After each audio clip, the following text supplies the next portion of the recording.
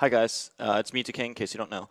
I'm gonna have a top 10 list for what I think the current rankings and or current seeding should be for July of 2018.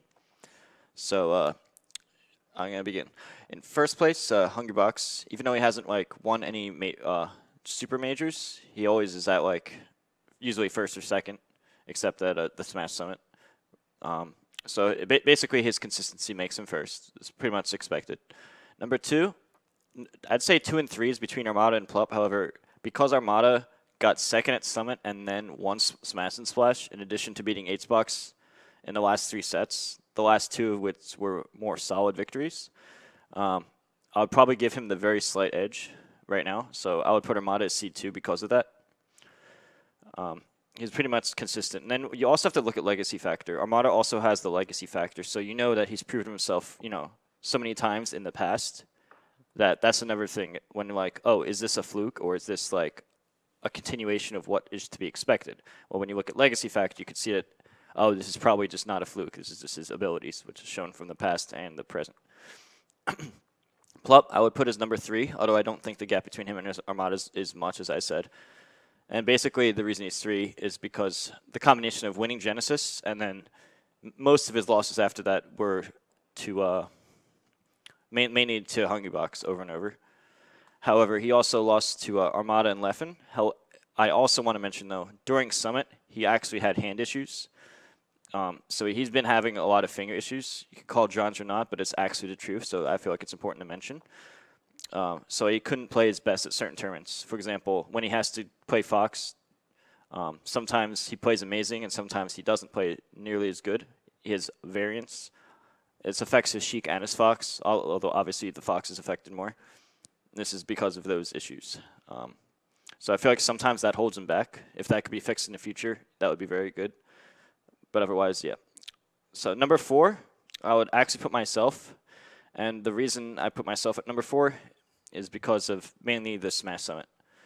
I haven't done amazing this year. I haven't done like horrible, but I haven't done amazing. I would say my last year was overall better, even though I didn't have like as many big victories.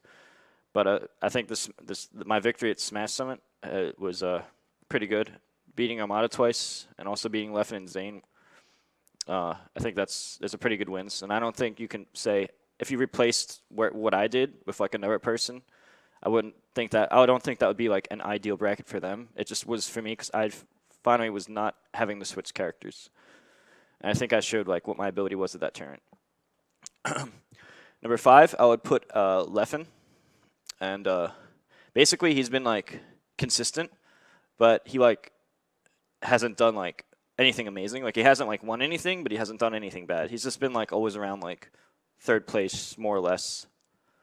Like that ballpark. So he's just been like consistent. So that consistency, I think that should be, that's just what I think. I think it should be around 5th. I would have probably put myself either 5th or 6th had the Summit 6 not happened. But since it did happen, that's why I put myself 4. Although I can see some debating me for 5, I would put myself as 4. And if I didn't have such a bad head-to-head versus Plup, I could maybe be argued for higher. But I could also be argued for lower at the same time, so that averages out. And then Mango, I put 6th, and that's mainly because he just didn't have better results than the other 5 of us. That's the only reason. But then you also have to factor in, not only has he shown what he's done in the past, legacy factor. I think legacy factor is important because it shows that, oh, this person has shown what they can do in the past, which means that it's most likely not a fluke when they do well. It's more likely a fluke when they don't do well, if anything, more often than the other way around when you have legacy. And also, he took a Game 5 set off, I think, HBox and Armada at Summit as well. So he's obviously shown that he's still on the top.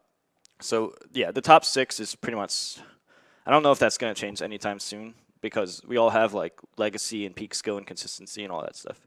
But yeah, I'd still put us all at the top 6, and that's what I think the current seeding should be at this particular point in time. Obviously, that can change with future turns, but yeah. And then 7, 8, 9, and 10, I think are all close. But if I had to rank them, I'll put Wizzrobe number 7. And the reason I think that, well, you could say I'm biased because I train with him, and I've seen like what his peak skill is. He has like probably the highest natural talent in certain areas of like for reaction time, for example. His reaction time is like ridiculous, but he also has good like. He's also smart and has really good tech skill. Like he can like wave shine out of shield to Fox, and he doesn't even use Fox in turret. He's just and it's like I don't think he's a gimmick at all. He's just legitimately very good. Like he's good at other Smash games too. Like I just see him being even better in the future. Maybe we'll see. But yeah, also he beat Hbox in Grand Final set. At Optic Arena, it was a 3-2 where Hbox beat Wizzy, and then Wizzy rematched him in Grand Finals and won 3-2 and 3-0, and he actually got some 2 and 3 stocks in those sets too. And the matches he lost was actually by I think 1 stock each.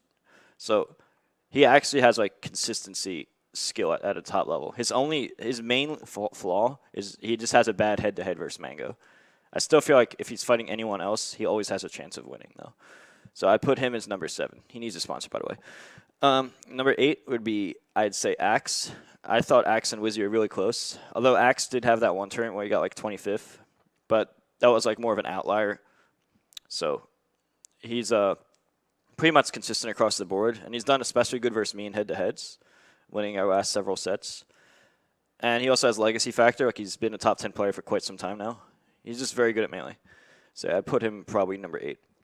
9 and 10, I'm not sure of the order of this, but if I had to pick right now, I'd say Zane would be number 9. And that's just where I feel like he should be based on like where everyone else is. He's shown that he can beat people like Mango and Plup.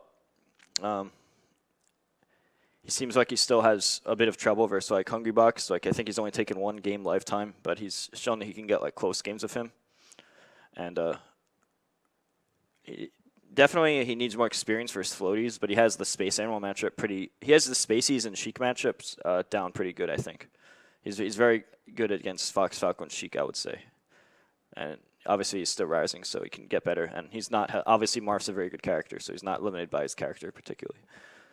And then I put Amsa as number 9. I put Amsa as number 10. I think the gap between Amsa and Zane is like almost negligible. I definitely think Amsa's a top 10 player. I just don't know if I can argue him over the other 3 right now. Amsa has taken Mango to Game 5 last hit, and he lost, but it was like super last hit. Could have just as easily been his victory. And he's also taken Hbox to Game 5 last hit and won. Although Hbox did win the several prior sets before Summit, the most recent encounter at Summit was a Game 5 last hit that he won. He's also taken a set off me. And although I won the most recent rematch encounter. He beat me at EGLX 3-1, and then at the more recent encounter at Get On My Level, I beat him back 3-0. So like we trade sets, and it looks a little harder versus Armada, obviously. Armada and Leffen seem to know the Yoshi matchup and just pretty much negate him harder. So yeah, I'd probably put him at number 10 right now. And I think those are the top 10. And if I had to pick a number 11, I think SFAT's I think SFAT's clearly like just below top 10, but I think he's better than everyone else at the same time. So SFAT's just like really consistent. Like I don't want to say gatekeeper, but like I feel like he just is at that spot right now. So yeah, that's pretty much what I think the top 10 is. I think that's what number 11 is. I'm not sure who 12 and below are. I haven't really thought of that much. This is just like my gut feeling. Now, obviously, this is rankings and it's just an opinion, but I don't think it should vary significantly from what I said, at least not based at this particular point in time. So yeah, that's just my current opinion. So share the video if you like it. That's all.